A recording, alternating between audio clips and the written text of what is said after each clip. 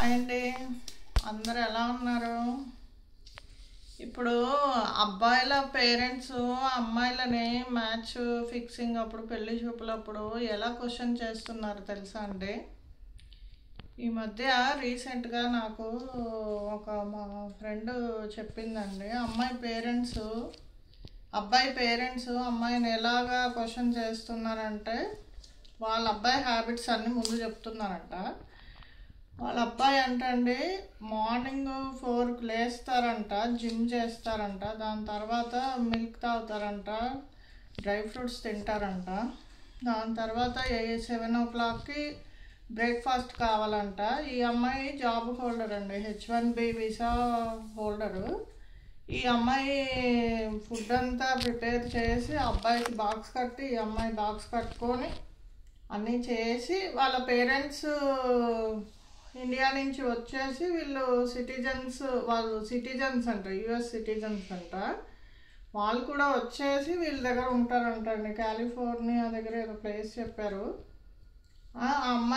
అబ్బాయి పేరెంట్స్ అడుగుతారంట ఈ అమ్మాయిని డైరెక్ట్గా, నువ్వు ఎవరితోటైనా డేట్ చేసావా, నువ్వు ఒక్కదానిమే ఉంటావా, మీ రూమ్లో ఎంతమంది ఉంటారు, నువ్వు ఎందుకు సింగిల్ బెడ్రూమ్ ఇంట్లో ఉంటున్నావు, మరి ఇంతవరకు నీకు బాయ్ ఫ్రెండ్స్ ఉన్నారా, ఇలాంటివన్నీ ఎవరైనా అడుగుతారండి క్వశ్చన్స్ అమ్మాయిని.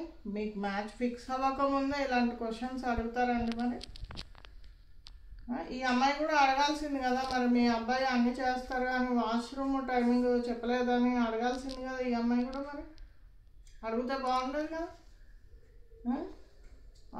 పెళ్ళైన తర్వాత నువ్వు శాలరీ ఎవరికి ఇస్తావు, మా అబ్బాయికి ఇవ్వద్దు, మాకు ఇవ్వాలి.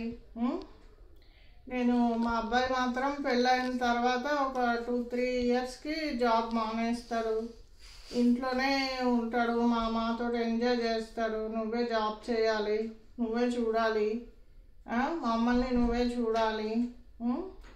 ఇలాగండి పెళ్లి చూపులప్పుడు మీరు అబ్బాయి పేరెంట్స్ మాట్లాడేది.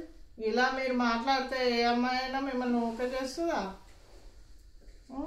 ఒక పద్ధతి పాడు అనేది ఏమి ఉండదండి. మీరు అబ్బాయి పేరెంట్స్ అయినంత మాత్రాన, ఎంత మీ అబ్బాయి యూఎస్లో జాబ్ చేస్తుంటే మాత్రాన ఎవరైనా డేట్ చేస్తే నేను డేటింగ్ చేశానని చెప్తారా?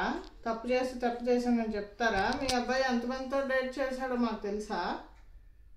ఇలాంటివండి ఓకే అండి. ప్రస్తుత పరిస్థితుల్లో ఇలా ఉన్నారండి అబ్బాయి పేరెంట్స్. చాలా నీచంగా చండాలంగా అనిపించింది నాకైతే. మరి మీకు ఎలా అనిపించిందో నాకు తెలియదు.